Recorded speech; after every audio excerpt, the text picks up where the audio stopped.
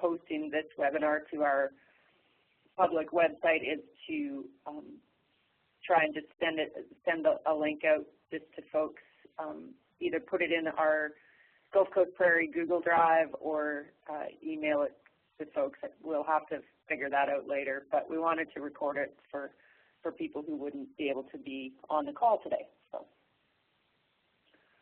wanted to give everyone the heads up that we were doing that. So welcome to the Science Team webinar. This is really about preparing for our meeting in Ardmore, Oklahoma that's coming up in late in April. And we've got a fairly lengthy agenda. It looks lengthy, but I'll give a quick introduction. I'm going to review some of the material on landscape conservation design that we put in the science strategy, and then highlight some of the direction we've received from the steering committee, both at the January meeting and then on the February call. I'm going to give a quick overview of Landscape Conservation Design 101. So for those of you who were on the March 4th GCP webinar, it'll be a bit of a repeat of some of that. And then the three items highlighted in red, Blair's going to go through those. SECAS is the Southeast Conservation Adaptation Strategy that Dennis Figg is from Missouri is leading up. We want to go through the Ozark Highlands example, which was done under the Gulf Coast of Plains and Ozarks LCC as potentially an example of what we want to use for conservation design in the GCP. We're going to quickly touch on the Edwards Plateau example. This is the example that Blair presented at the steering committee meeting in January, and really highlights some of the what we can do with existing data. But just as an example, it hasn't been sort of vetted through that Edwards Plateau working group. And then we'll talk about the agenda and the objectives for the Ardmore meeting. The theme I'm sort of working around is really a continuation of advancing the science strategy in terms of landscape conservation design. As you'll recall, our theme in October was advancing the science strategy, and with the emphasis on the focal species and the projects that are actually due. Full proposals for all those 6 projects are due into CRIS on Friday. So if you're on a technical review team, you should be getting proposals to review next week. I'll quickly touch on some of the logistics for the meeting in Ardmore, and then some next steps and some possibilities. One of the things we've used in the past, given that we're spread all over the South, is the use of Meeting Sphere, and I'd like to get your opinion, input on whether or not it would be useful to have a Meeting Sphere session open sometime between now and the meeting in Ardmore to gather a place for folks to put any thoughts they have on conservation design and sort of keep them all in one place. So we'll circle back to that at the end. So before I get into the introduction, any questions or anything that folks on the phone wanted to cover in addition to this today? Alrighty. So as I mentioned, this is really about preparing for Ardmore and sort of the homework or preparation thought I'd like folks to go through before we get together at that meeting. I'd really like our meeting in Ardmore to be focused on a working session on landscape conservation design, so I'll get into that a little bit more, what I mean by that. And similar, I guess, to how we work through the project ideas and calls for proposals at the last meeting. So continuing that sort of emphasis on working sessions. Some of the things that we want to talk about at that meeting and that I will need folks to think about before then are scale. We've talked a little bit about that, and we'll get into a couple examples of that. Emphasis, so what species or habitats do we want to emphasize that come out of the science strategy? Some of the existing partner activities, I know we've done quite a bit of thinking about that, what already exists out there and what we can add in. We certainly don't want to duplicate effort or start from scratch. And then in conjunction with that, what kind of data layers are out there that we may have missed that haven't been already put into the Conservation Planning Atlas.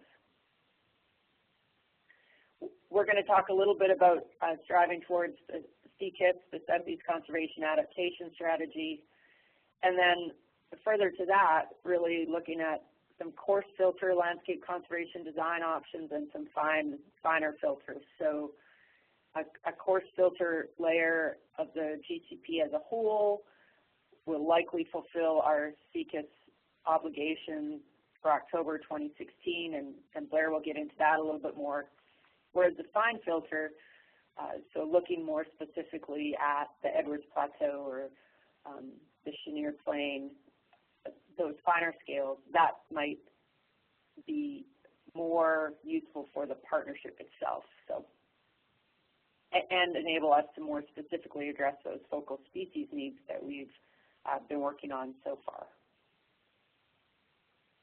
So just taking a quick step back to the science strategy, some of the options we put in that strategy to look at conservation design are the Edwards Plateau through the Colorado River Basin. So we've talked about this a little bit, linking that Edwards Plateau with the Gulf Coast, and I believe that addresses 4 of our top 6 focal species, or 5 maybe.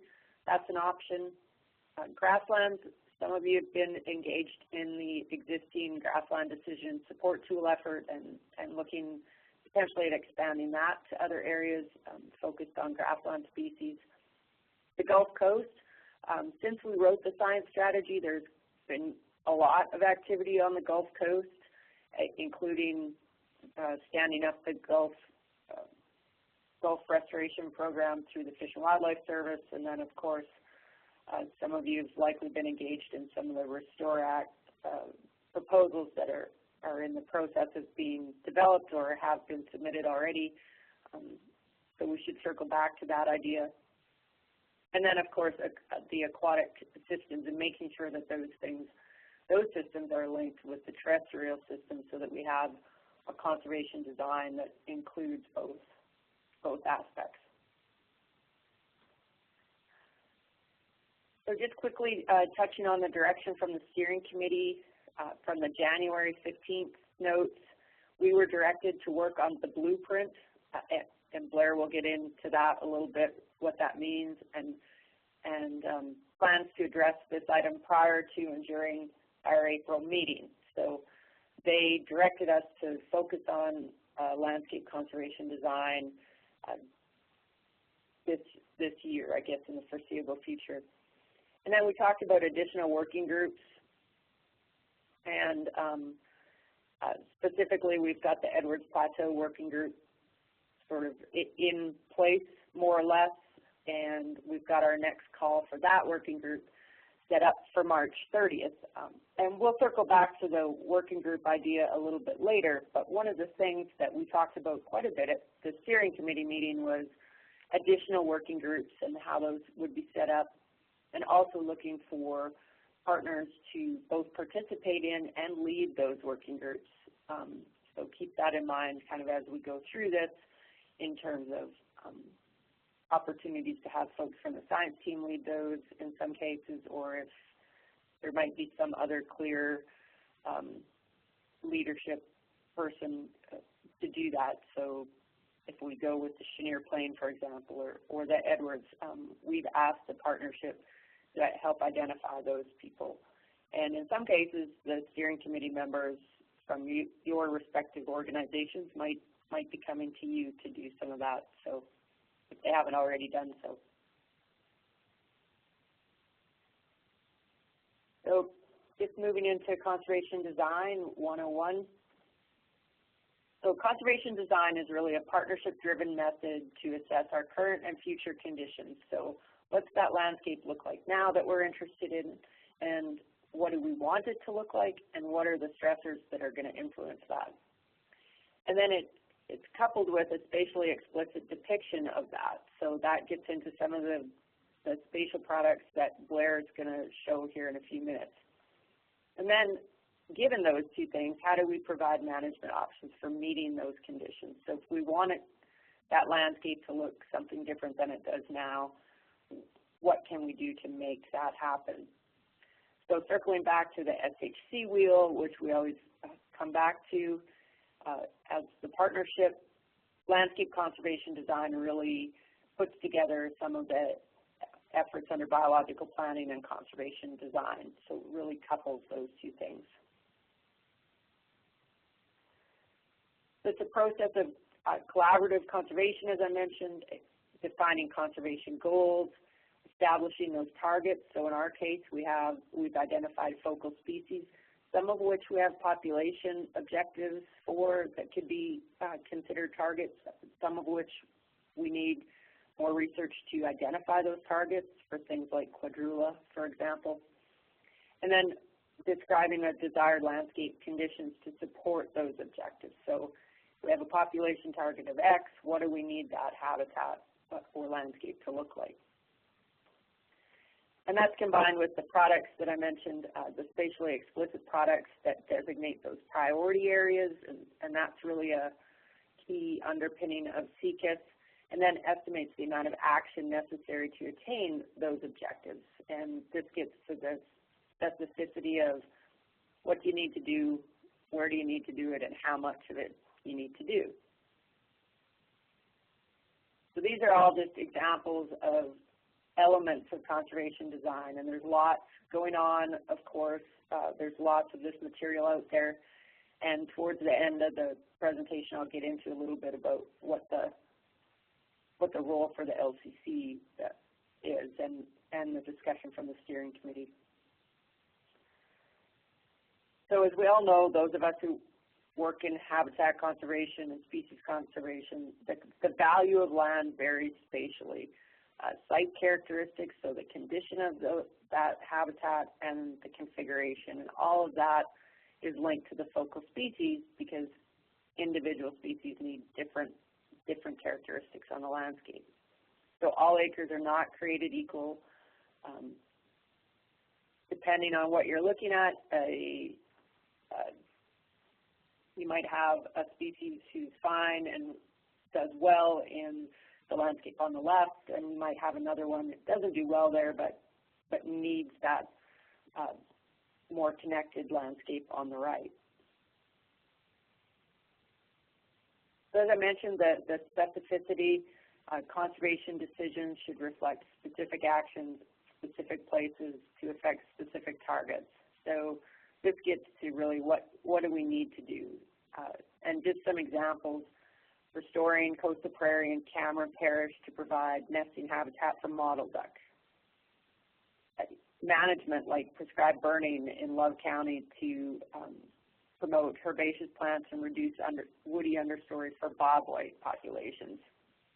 Or stream bank stabilization to reduce erosion and maintain temperatures for Guadalupe bass. Those are all examples of what we need to get to. So what is it that we need to have done?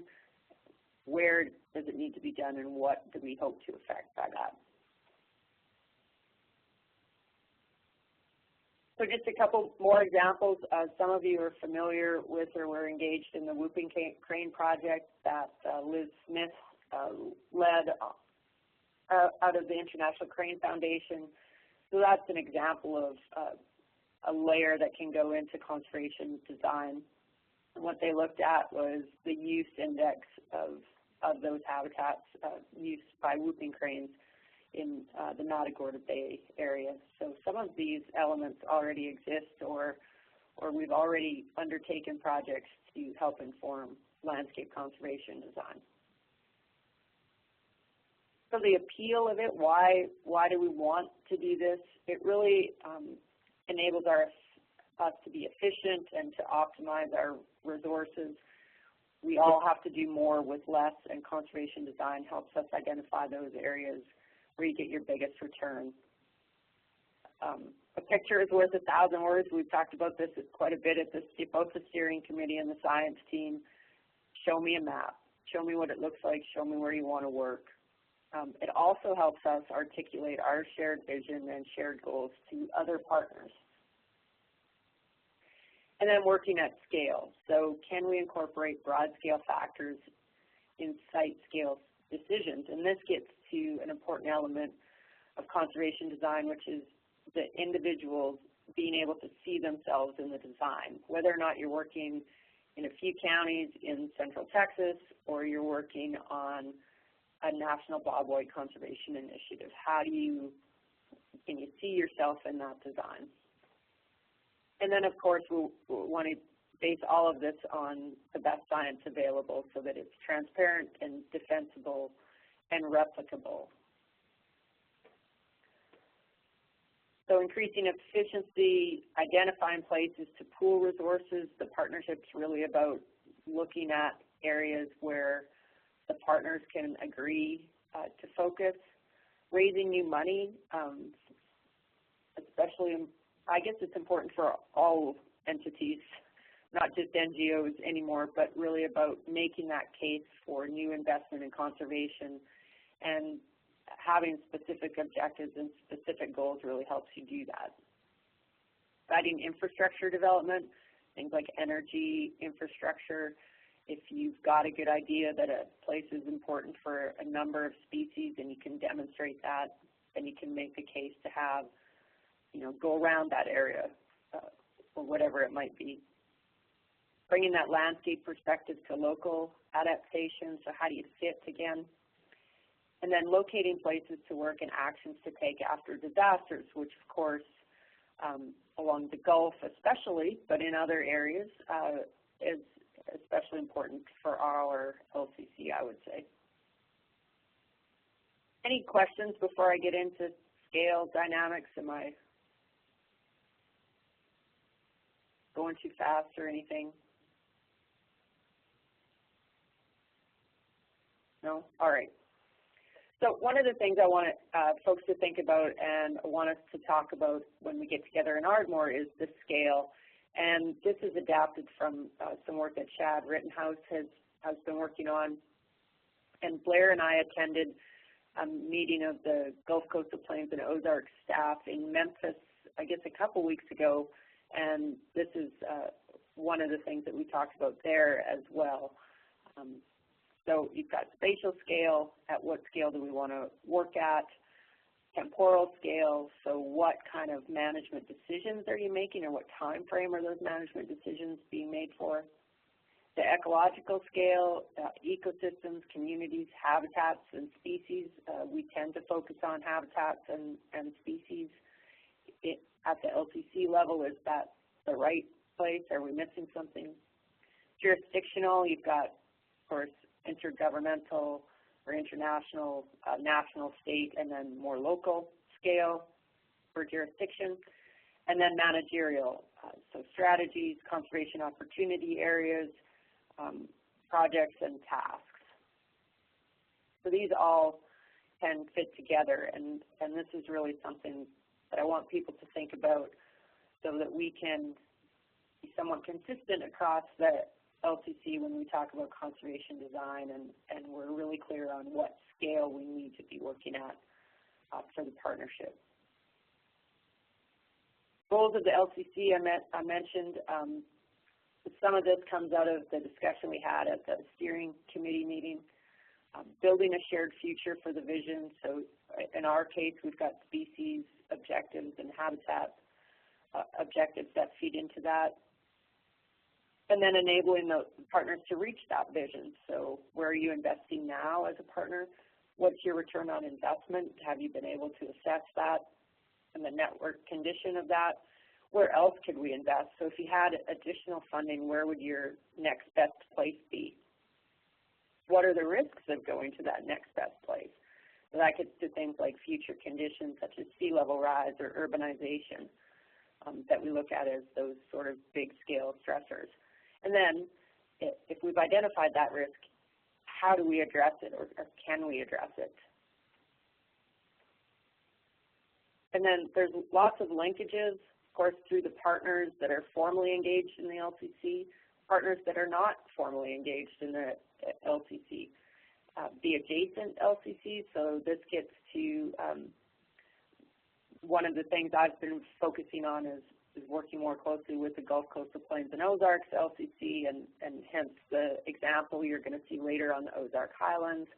And then how do we spread that to other LCCs that might affect multiple states in our jurisdiction, like Texas. And then the Southeast Conservation Adaptation Strategy that Blair's going to talk about as well, which was brought about by the Southeast Directors of Fish and Wildlife. So I think it covers 14 states. The Fish and Wildlife Service Gulf Restoration Program that I mentioned earlier, and then efforts like the Gulf Coast Vulnerability Assessment, which we've been leading and working on, and I'm happy to say that first draft of which was circulated to the core planning team of that project just earlier this week. So they're all things that we can link to. I'm going to turn it over to Blair now to talk about SECAS and the Ozark Highland example and the Edwards Plateau. Any questions while we're doing this switch?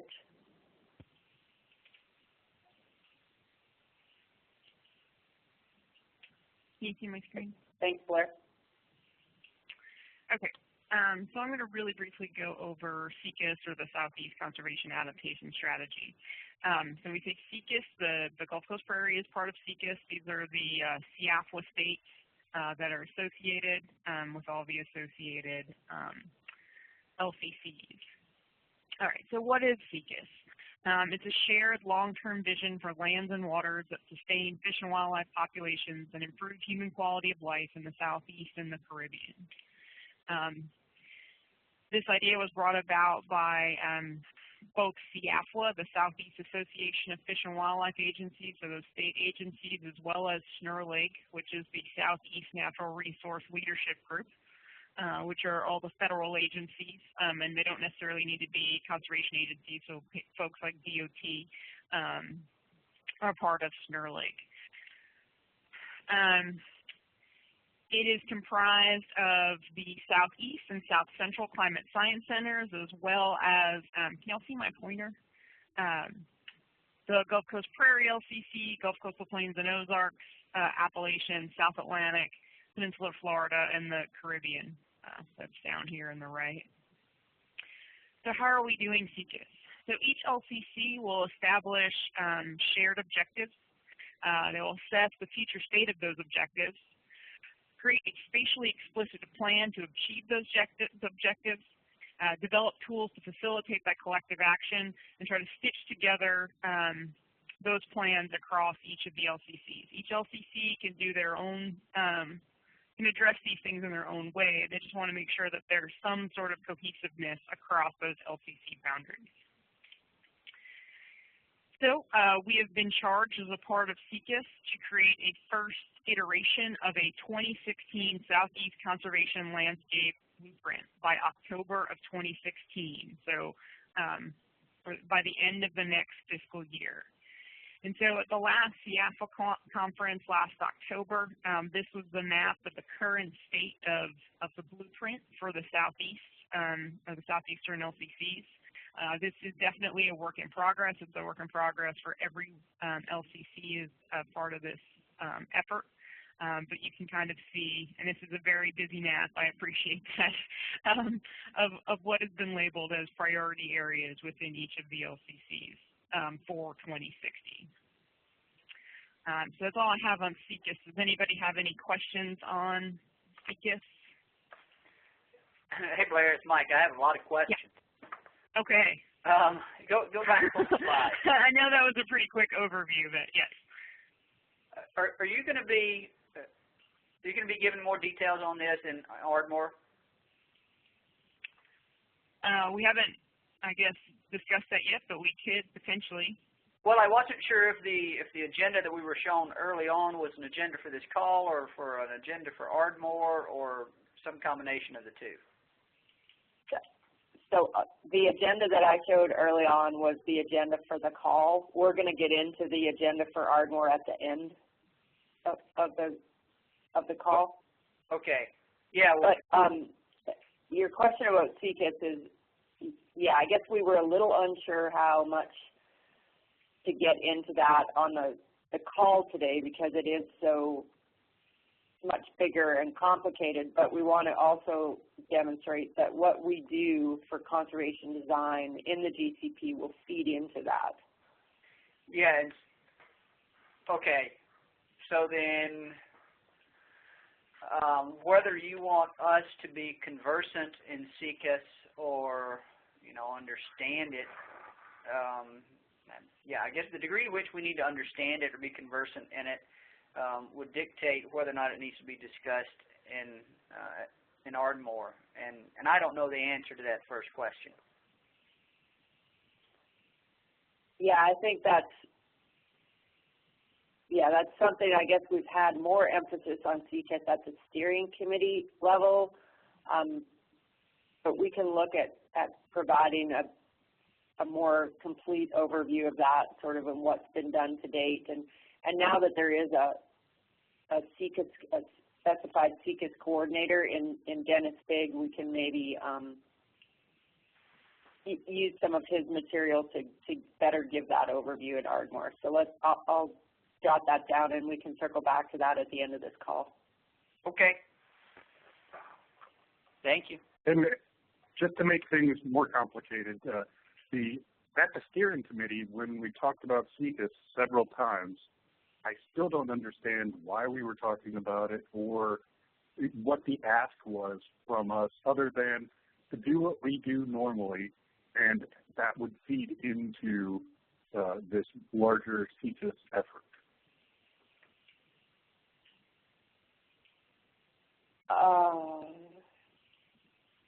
Yeah, and I guess the ask at the steering committee was really, A, to bring folks up to speed on what was happening, and B, to recommit, I'll use the word commit, it's probably not exactly right, recommit to participating in that effort under the direction of the Southeast Directors of Fish and Wildlife. So SECAS came about probably 3 years ago, just as the LCCs were just starting, and it was recognized early on that the LCCs might be the best sort of more local conduit to get that information put together from a partnership perspective. So, so at this point, we're just to be aware that it's happening, and what we're doing with landscape level planning, which is what we're supposed to be doing anyways, right, is going to feed into that. But it's not. There's not anything specific that you're asking this team or the steering committee to do for SECAS other than do what we do already and know that it exists. And it's more a context thing, and there are some deadlines, like Blair mentioned, the October 2016, which is when the next iteration of that really busy map is kind of due.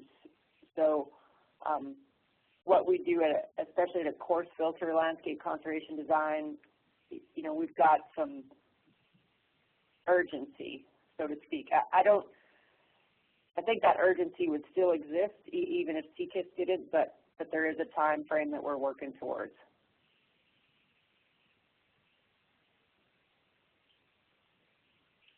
Does that make sense, or does that make it muddier? Well, the time frame to do what we are already doing, I still don't know what they're asking for within that time frame other than to say these are the areas we think are important for the things we think are important. And which is so pretty much what they're asking for. Yeah. So you need a map of where and what we think are important. Yeah, and that deadline of October 2016 is really like a first a touchstone point. It's not the end. It's the next look at it. So and so we'll it's try kind and of progress of what we were going to do anyway. kind of, yes. Yeah. Okay. Yeah.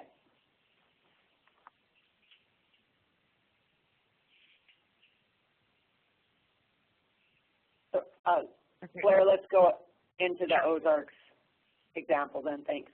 Okay. Yeah, sure. Great. Okay, so I'm going to give an example of some landscape conservation design that's been going on in the Ozark Highlands. I just stole John Turback's talk, but I whittled down a little bit for this because it's mostly screenshots, and that could be a little time-consuming. But I just wanted to give credit to the folks that have been working on this. This was within the Ozark Highlands. It was largely the folks that work on the swaps for each of the states in conjunction with the Central Hardwoods joint venture. And Dennis Fig was one of those folks who is now actually the coordinator for SECAS. And I actually had the opportunity to go to many of these meetings while they were doing this prioritization. So what they call this actually is their comprehensive conservation strategy for the Ozark Highlands. And their fundamental objective was to have landscapes capable of sustaining healthy plant and animal communities throughout the Ozarks. They want to produce a spatially explicit priority layer for conservation opportunity areas within the Ozark Highlands. And they wanted to define a scientific approach that was transparent, defensible, and replicable. And so they did this by creating a very definitive rule set that they would follow throughout the Ozark Highlands. So the first rule is that it needs to be within the Ozark Highlands. It needs to be within their subgeography of the Ozarks. Next, does that area have the ecological site potential to be a certain habitat? Within this example, we're going to work through how they did this for pine oak woodlands, but they did this for all of their habitats that they defined within the Ozark Highlands. And so this is actually, the data layer is the ecological site potential for habitat. It's a potential natural vegetation data. So without people, essentially this is what habitat should be on the landscape. So this is where pine oak woodland should be within the Ozark Highlands. The third rule, is, has that land been permanently converted to developed land? If you are a city or a town or a major highway, you're probably not going to be restored to pine oak woodlands. So they took that potential area for pine oak woodland and just removed the urbanization layer. Rule number 4. Are you in an area that has lots of ecological site potential for pine oak woodlands? Meaning, are you surrounded by other areas of ecological site potential?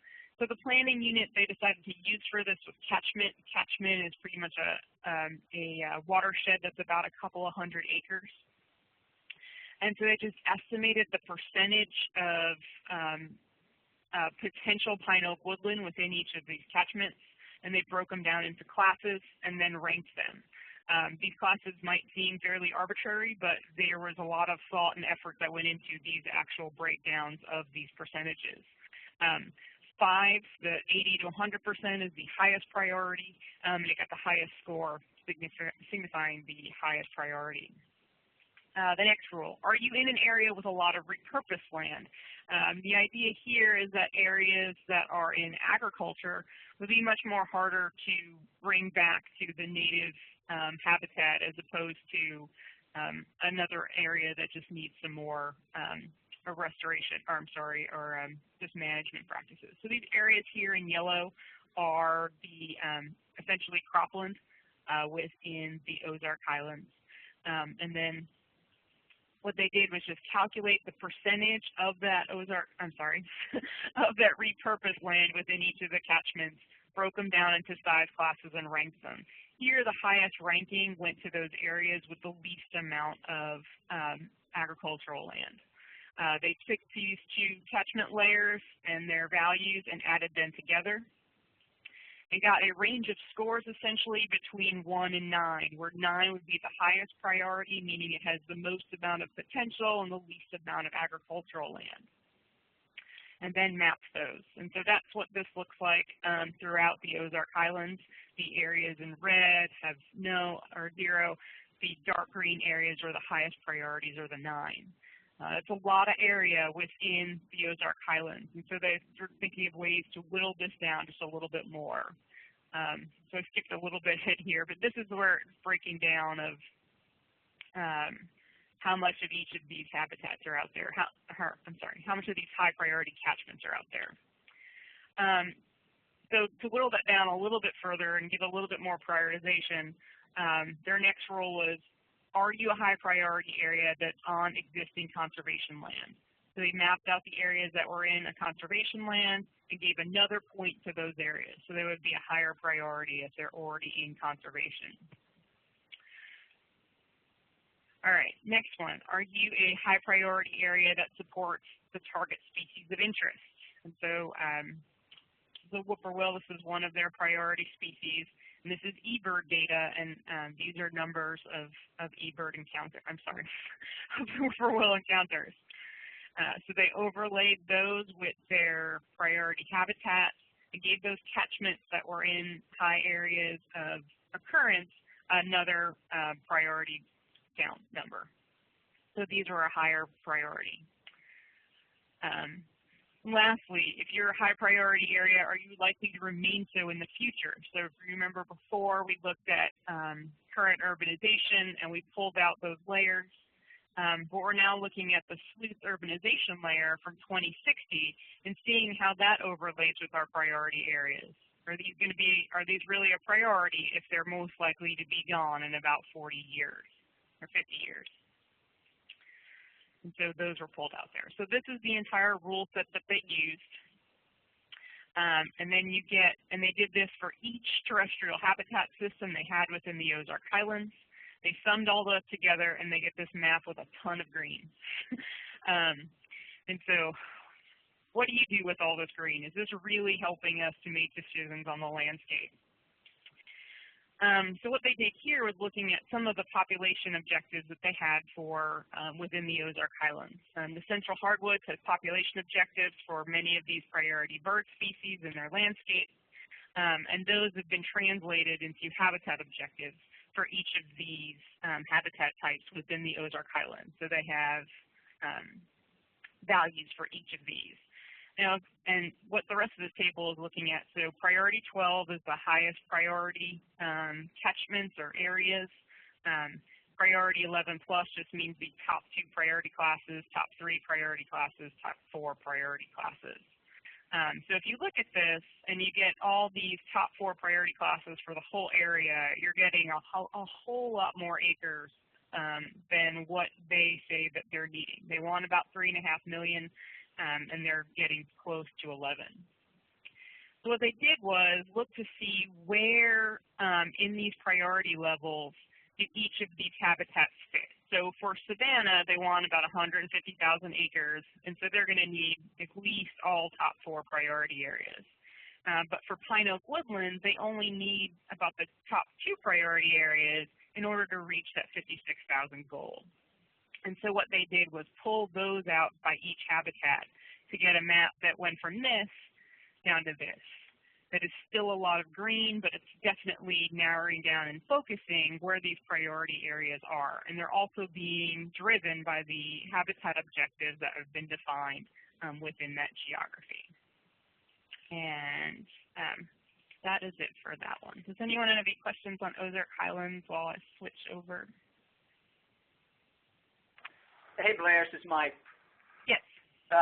Did they incorporate any issue of like area sensitivity into how they might further refine those areas? And I guess I'm not real sure what the priority conservation action is. Is it protection? Is it restoration? Maybe that affects that decision on area sensitivity criterion. Yeah, and I believe it was both within there, and they did not, and so that's one of the things they've actually been talking about since they left this, was incorporating the current assessment of the landscape and how those would relate to those objectives. And so they have not yet put that into the model, but that is something that they've been thinking about. Okay, so that was, everything throughout that was just potential. Correct. Just okay. potential. Okay. Yes. All right. Gotcha. Yeah. So yeah, it's as in general with LCD, things are always kind of an iterative work in progress. But yeah, that's their first cut at prioritizing that landscape. Okay. And that group that's working on the Ozark Highlands is getting together on the 31st and the 31st of March, 1st of April to do some of that next step. So looking at current condition and potential future conditions. So hopefully, you know, and I may try to attend that meeting and would be able to add to some of this when we get to Ardmore, should we want to sort of go through this example again. Okay.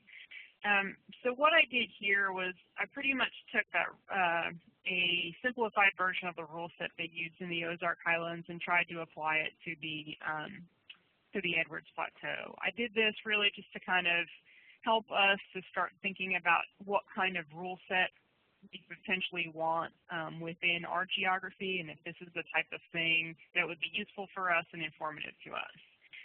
So I can really quickly just go through how that translates into the Edwards Plateau. And so this is the Edwards Plateau boundary that's been being used by the Edwards Plateau Working Group. It's essentially the max boundary of all ecoregional boundaries of the Edwards Plateau. This area here in blue is the ecological site potential for mixed deciduous juniper forest. That's one of our broadly defined habitats, and this is its extent. For potential, this is not currently where it is, but where it could be within the Edwards Plateau. I pulled out the urban areas just as they did, and then estimated percentages by catchment within the Edwards. I flipped their colors, so the areas here in red have the most amount of that potentially restorable mixed deciduous juniper. Areas in green have the least. This area here in purple is cropland cover. Again, estimated that, and high percentages are in the red, low are in the green. This last data set is the natural patches within the Edwards Plateau. So these areas here in blue are essentially the areas that are removed, the patches that are left after we've removed all the fragmenters in the Edwards. And so essentially that's any kind of developed lands, roads, cities, etc. I also removed energy development, so power lines and well pads, as well as agricultural lands, cropland, and large water bodies. This is for terrestrial fragmentation. And then I calculated the effective mesh size. Really briefly what that is, it's a relative metric of fragmentation within the landscape. And what these numbers are that you can see in the bottom here reflect essentially the patch size within each of the catchments in the Edwards Plateau. So the higher the effective mesh size, the less fragmented the landscape is. And again, that's a relative metric.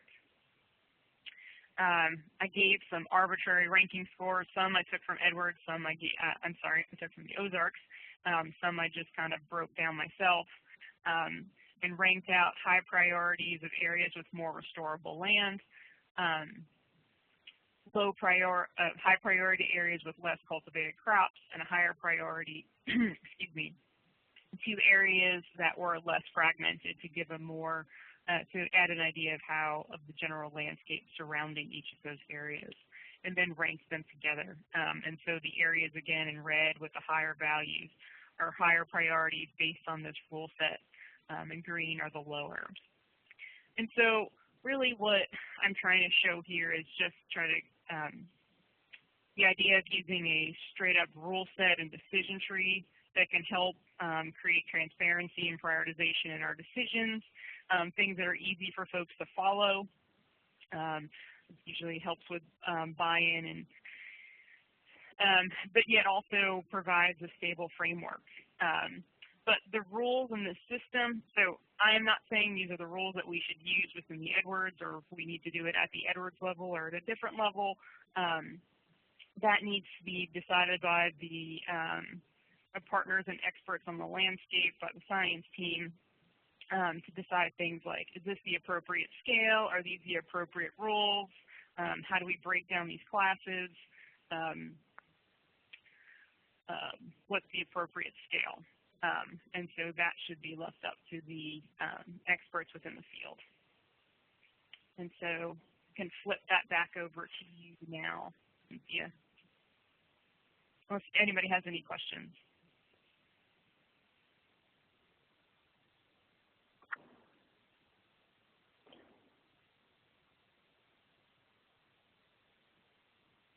Okay, how do I get this back? Sorry.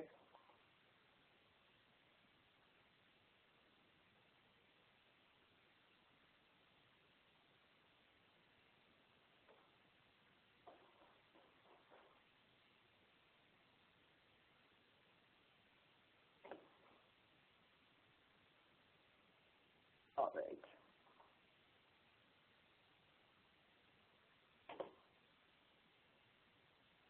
Everyone see that objective slide? No, I don't. I cannot. All right. I see Blair Turpak's personal room, and it's green.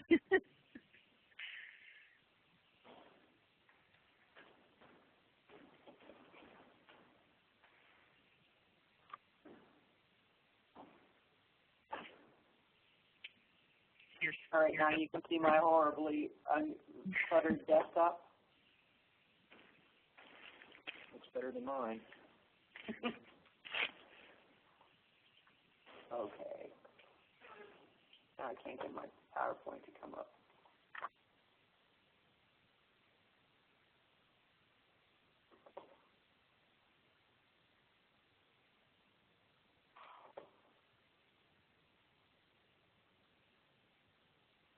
Okay, I'm going to have to stop share for a second. Bring this up. There we go.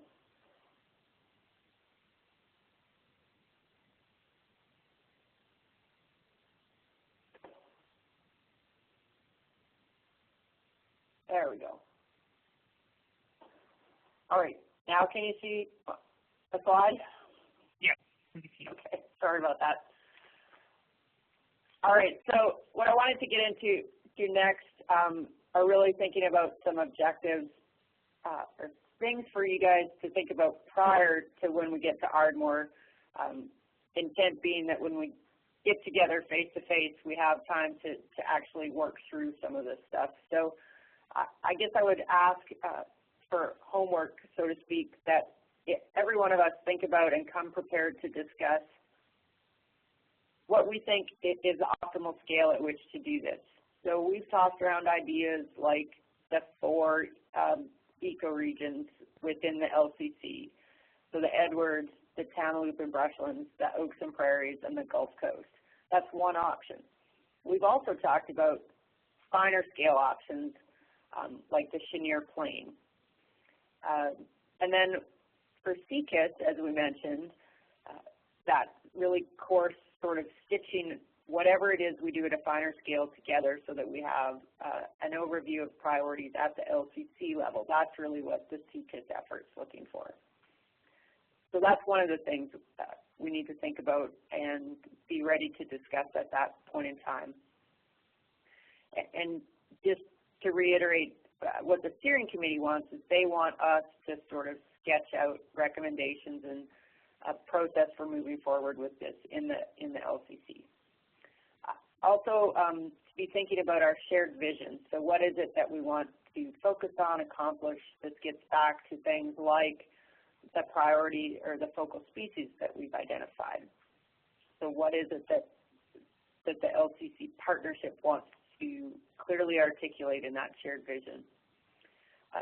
Partner priority area and what those contribute, and any data sets that go along with it. So as Blair mentioned, you know, going through the rule set for the Ozarks, there's a lot of data that sort of underpins that stuff. Do we as individual partners have that? What can we access? And a lot of it's already on the CPA, as you would have seen in the Edwards example.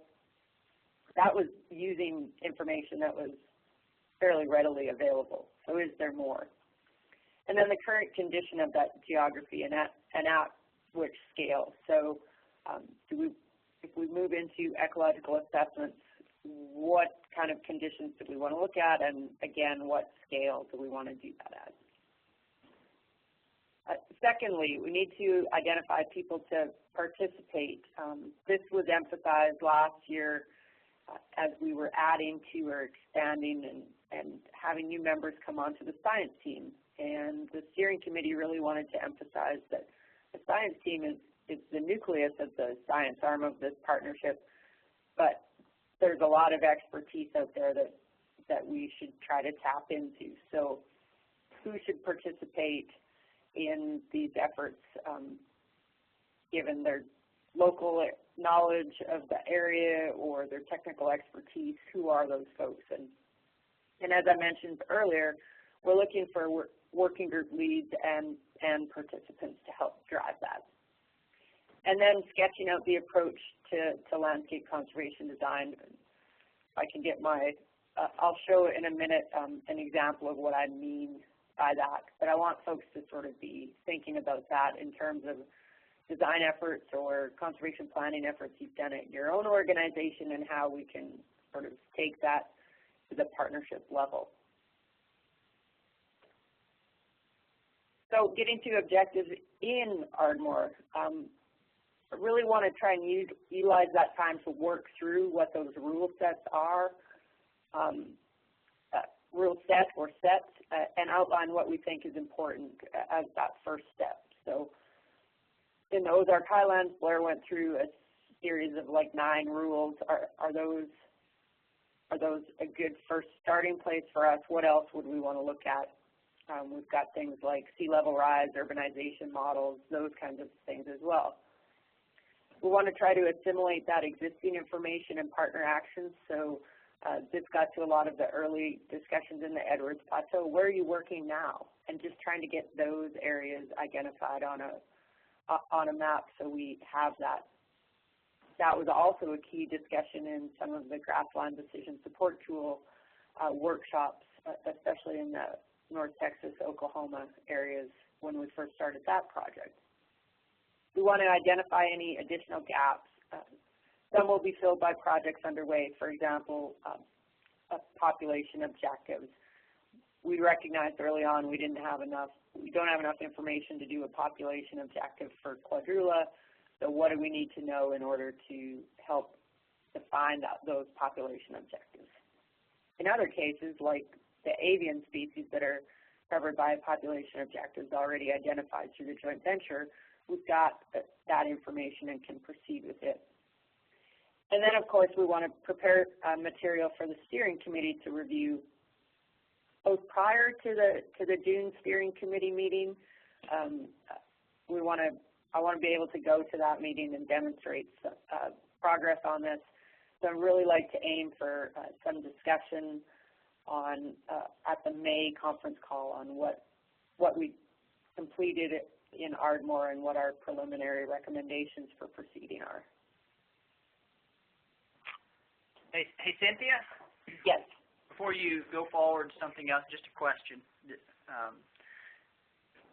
How have you thought about, or how do you view our focal species factoring into these rule sets and approaches that we take towards landscape conservation design? So I think there's a couple ways we can think about or utilize that focal species work. One is in choosing those focal species, or tiering, I should say, the focal species, we talked a lot about the habitats, the importance of the habitats that they use. So I think that will help identify, for example, the habitats that we want to focus on in any given area. So similar to the Ozarks, where they looked at, I think, 3 or 4 key habitats within that area. I think linking the species to those habitats and then focusing on those given those areas. And then secondly is like the last part of the rule set that Blair showed you is, okay, so we know there's potential for grassland, let's say in this huge swath of of a certain area, what's the most important for the species for the focal species we've identified within that, so that you can use those focal species occupancy or whatever it might be to narrow down those areas. Okay. Yeah, it struck me that there probably would be a significant role for those focal species to play, and much in the way you described there. Yeah, I think, when you look at just in the SHC wheel, that biological planning really focuses on species endpoints. Yes, yeah, that's where my mind was going. And if focal species did not factor significantly in our landscape conservation design efforts, then why would we have selected focal species, I guess? So that's so this is the point then, I guess, where we start connecting those to what we want the landscape to look like, right? Right. And that gets to, in the Conservation Design 101 section, what you want that landscape to look like really depends on what species you want it to look like that for. Yeah, okay. So yes, we have to link back to those focal species all the sort of continually, I think. Yeah, okay. And I think that's also going to, ideally this discussion will also bring up that whole concept of species assemblages that we talked about in sort of the last component of developing that focal species list. So not looking solely at those top 6, but that broader look at the species assemblages through those 28 focal species we identified.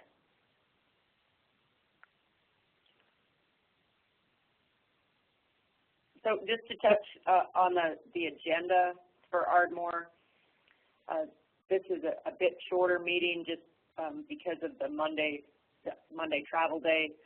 So we're going to meet all day on Tuesday the 21st. I think we'll try and start at 8:30. We've got a few folks driving in, so I'll have to check on that. But all day that day, and then try to wrap up by noon or early afternoon on the Wednesday. And we're going to be, the theme, as I mentioned, is really that next step of advancing the science strategy in terms of the conservation design. So getting to what Mike just asked about in terms of the focal species and making sure we come back to those and the habitats that we associated them with. And like we mentioned, we really want to focus on the working sessions. We don't get together in person that often. So we want to do some brainstorming, some facilitated sessions, and really working together to sketch out that path forward. Depending on how we do we get into the agenda, and I'll get to that sort of process in a minute, but we might have some breakout groups and smaller group efforts as well too. I guess that's going to depend in part on the feedback from you guys. Other agenda items for Ardmore could include things like project updates. As I mentioned, the full proposals for the 6 projects that we've got kind of out on the street right now are due tomorrow, so we can do a quick update on the status of those, and then anything else that's being completed. We've got 2 projects, the SLAM sea level rise modeling project and Kim Brush's riparian corridor project in that Rio Grande riparian area. Those are in the final stages of review, so there'll be more information on those coming out in the next little while. Agenda items might be, are there other partner opportunities that we're missing, or things that you guys have happening that we want to highlight to the science team, like Mark Schaefer did with the SCIP intern project when we were in San Marcos in October. And then any other suggestions you have for specific agenda items. Does anyone have anything right now that you've been thinking about wanting to cover at that science team meeting? I just thought of something in terms of the prioritization of these places for doing conservation implementation. Looking at this paper from this guy in South Africa, and he suggests some kind of social assessment, looking at what is it possible to achieve based on public will to do things. And that's one of the discussions we had last week at the Great Plains LCC meeting, was that like for instance working in a watershed like the Upper Brazos, where they're not particularly too fond of the government coming in and telling them what to do. That might lay out as a priority area. Yep. Do work, but do we really have an opportunity to actually implement any of those actions on the ground there? How does that work into those rules that Blair? I mean, I look at those rules for the the Highlands, the Ozark Highlands, and I see that in there. But then she had one of the rules, I think it was the last one, where she had taken out some of the land there, where maybe there wasn't, or I know what it was. There was she took out some of those lands because in 10 years it looked like those weren't going to be possible for either restoring or preserving. Anyway, right. More of a thought than a question. I'm just wondering, are we thinking about that when we're doing this conservation design? Is, Texas 95, 98% privately owned, and when we're doing these prioritizations, are we taking that into consideration? Yeah, and so I think we do need to take that into consideration. This, as Blair mentioned, this is an iterative process, so it's sort of what they've done in the Ozark Highlands is, other than taking out the existing urban areas, is really focused on the potential, the biological side of it. But there's already been discussion about, okay, so you want to do conservation delivery in Area 1 versus Area 2, maybe you go to Area 1 first because it's more amenable to doing that, or there's a conservation ethic in that area, or you've got infrastructure already in place to do conservation delivery in one area versus another. And I think we should start to at least link that to so you've got the biological side and then you've got that human dimension side. Just like we talked about in the role of fire back in Oklahoma last June, same thing. And I know in conservation delivery and sort of Jim's GRIP program, I mean, those things come up. So no, I think those human aspects are for sure on the table. Are we going to get to that in the implementation phase, or is that part of the conservation design too? I guess that's my question.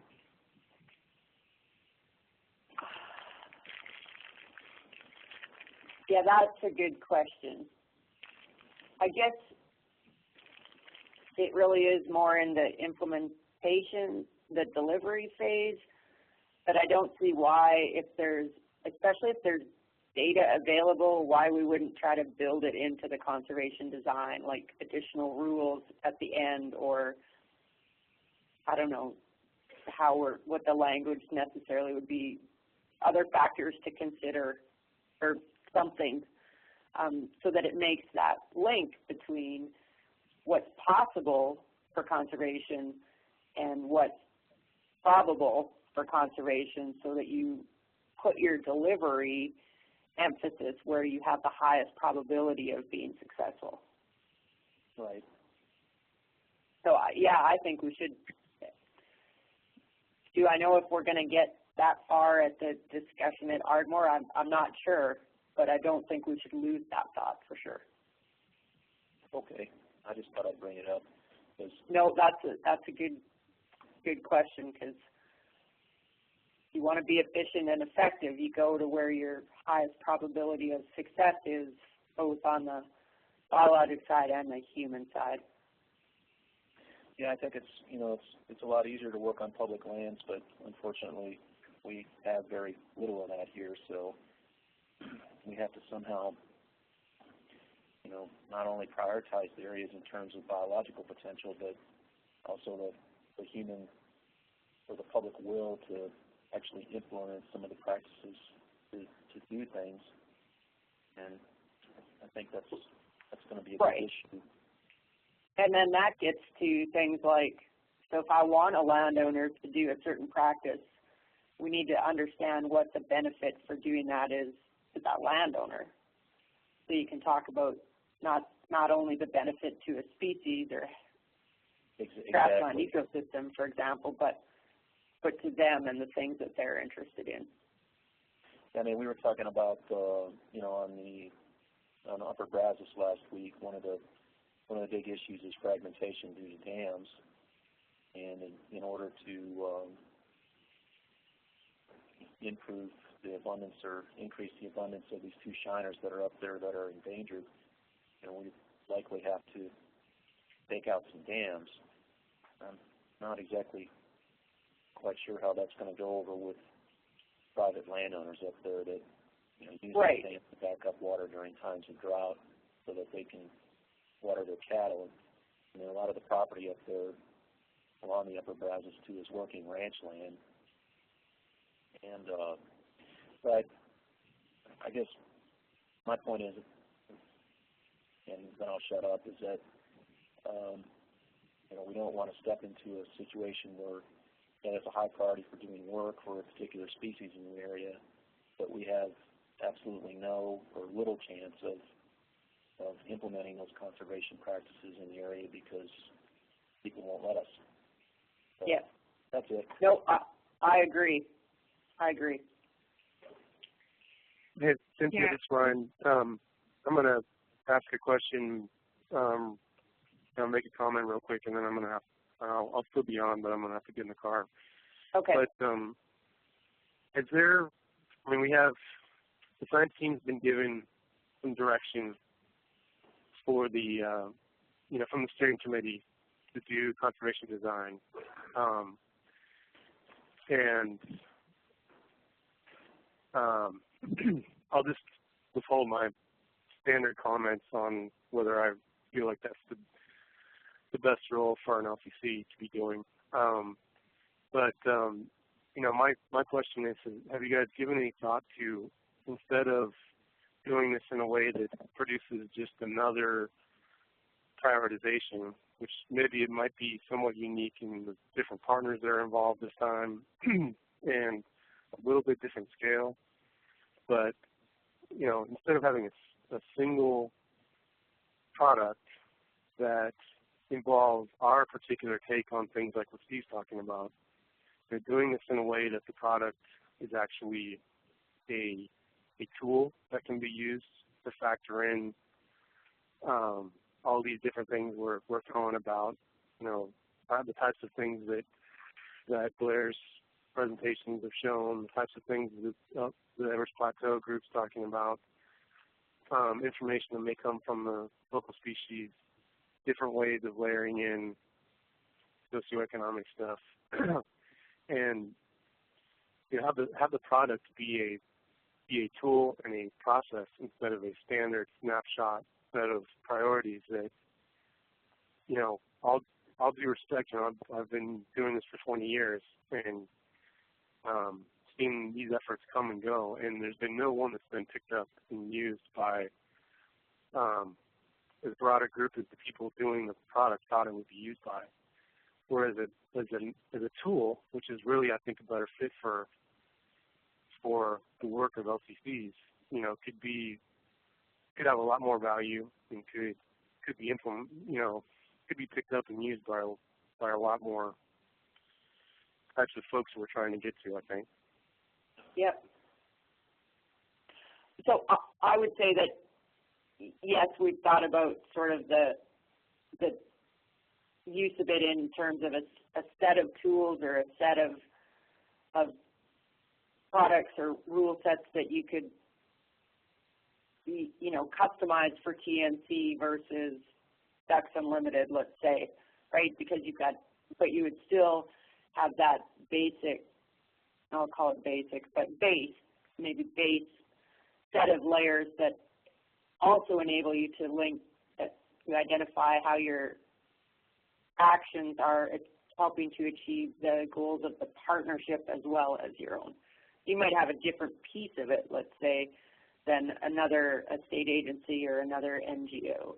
And I don't see any of this really as a static set of maps. I think that's a step. It's not the end point. But I'm not sure if that answers your question. But I would say that we want to have some ability of the partnership organizations to customize that stuff or to use it in their own planning. Because I agree, I don't think any of us want to spend a lot of time and effort on developing a map that that no one ever looks at after we've completed it, for sure. How best to do that, or how to sort of serve that out to partners and make it the best available that it can. I mean, Blair and I spend quite a bit of time talking about that, and are open to other suggestions as well. So, and maybe that's something we should specifically put on the agenda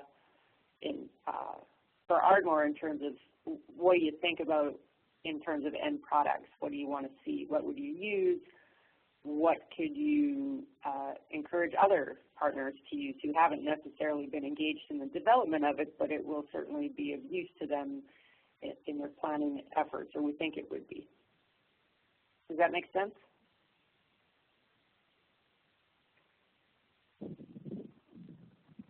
Makes sense to me. Okay. Well, maybe Blair and I've got quite a bit of work to do between now and when we get together in Ardmore, and we'll put our heads together on that a little bit more in terms of what products, and like I said, I want to go to that Ozarks meeting to really see sort of where their next step after the more biological side of it.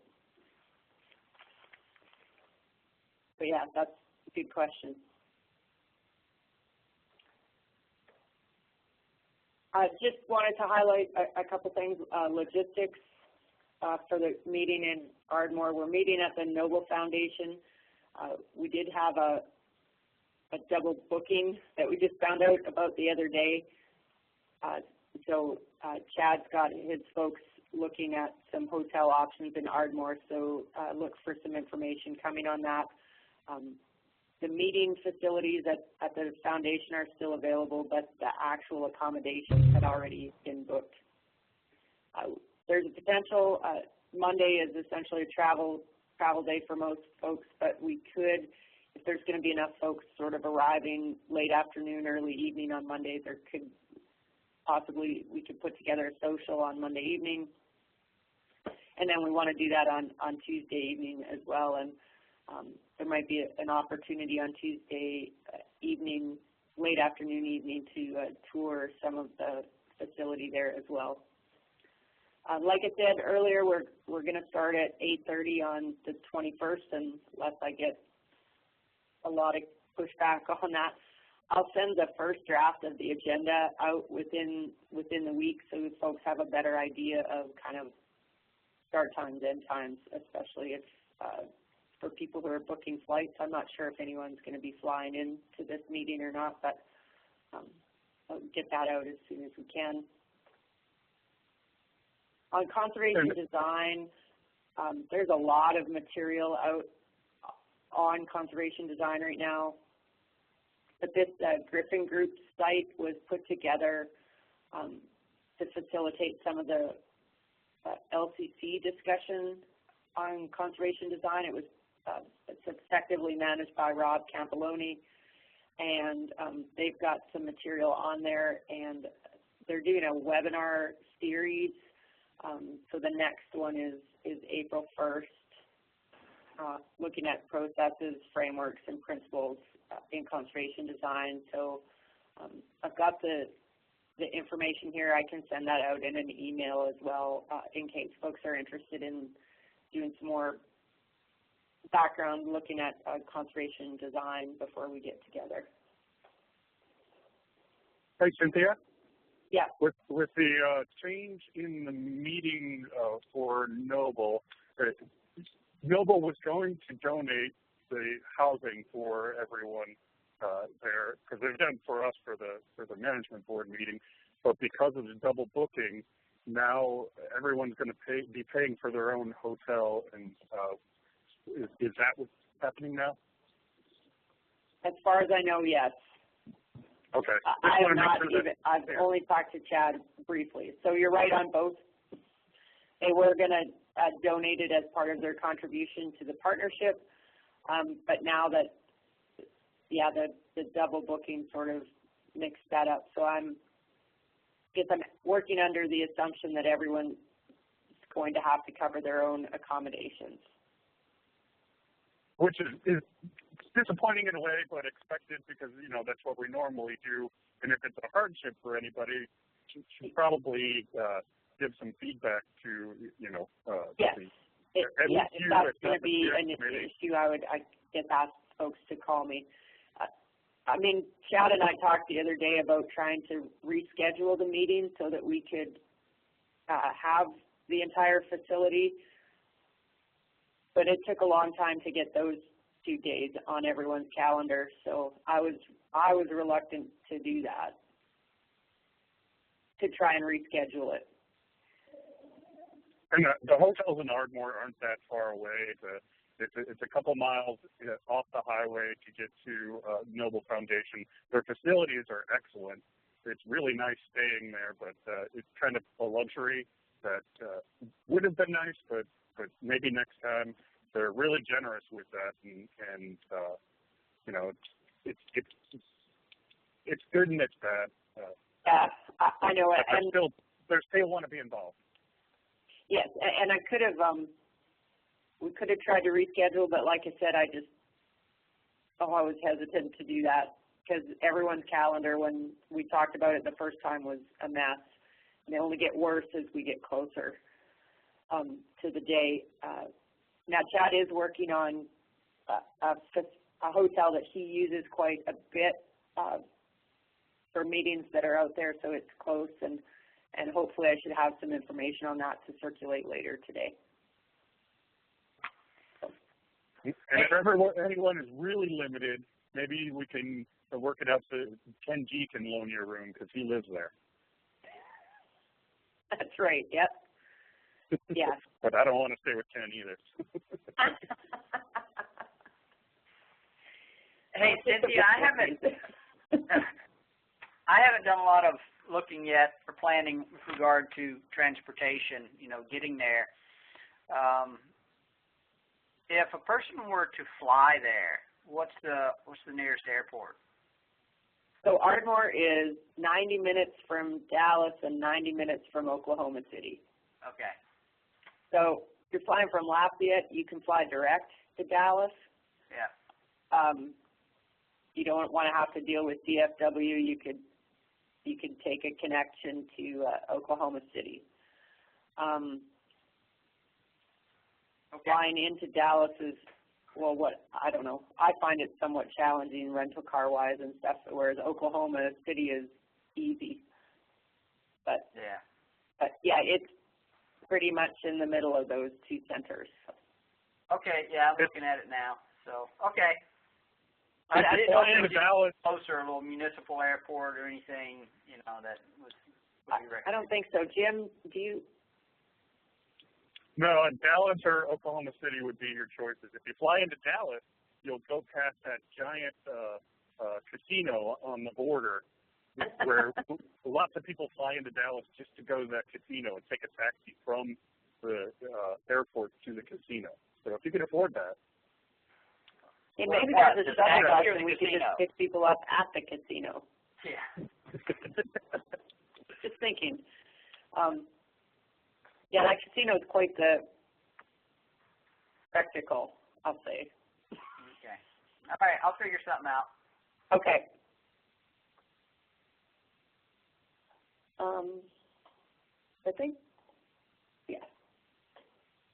I think that was my last slide. So I can send this LCD, this Griffin Groups thing out to folks, and we'll send out the recording of today's webinar. I will send the agenda shortly. And thank you for the feedback so far. I think both the social aspects and the sort of what the end product set of products looks like are both things that we need to clarify a little bit. The one thing I wanted to, and I mentioned this at the beginning, is there's a possibility we could set up a meeting sphere session like we did when we were putting together the science strategy as sort of an opportunity to let people get in there and jot down some thoughts prior to the meeting. I know there's only a few of us on the phone today, but do you guys think that that would be a good idea or something that would be useful, or do you have another option? I mean, people could just send me emails, obviously, and I could collate them. But I just wanted to toss out the meeting sphere options. Any feedback on that? I think it was useful last time that you used it. If we've got time to do it, it might be useful for generating some topics and discussion items for the Ardmore meeting. Okay, yeah, and what I was thinking was I would open it up, like have a 2-week period where anyone with the link could go in and put comments in. I think that would work. Okay. It'd be better than, I mean, if you get there at Ardmore, it doesn't give people a whole lot of time to think about things. Right, and we could put in a series of questions. So other thoughts on that from anyone else? I know everyone's really busy, but this might provide an option for when when things come up or you're thinking about something, just a place to kind of even as a placeholder to put something. So Blair and I'll look at setting that up. We'd probably set it up for the last week of March, first week of April, or somewhere in there, and take a look. But we'll get back to you guys on that. So I think that was it for today. Like I said, we'll put up the recording of this. If you want our slides or anything, just let us know. We've got multiple presentations on these topics now, so if you want to take a bit closer look at something, just slip us a note and we can do that. So thank you very much for taking the 90 minutes today. I found it useful, and hopefully you guys did too, and we'll get back to you as soon as we can with this additional information. All right. Thank you. Thank you, Cynthia. Thanks. Bye-bye. Thank you, Blair.